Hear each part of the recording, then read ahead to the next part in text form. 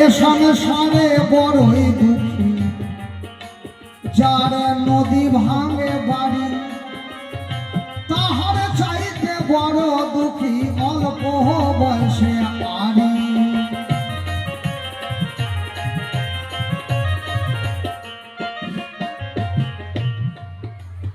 এই গানটার মধ্যে সবই দুঃখ আছে। এই যে আপনাদের অনেকের নদীর ধারে বাড়ি আছে, এমন এখানে কেউ আছেন যাদের নদীর মধ্যে অর্ধেক বাড়ি চলে গেছে?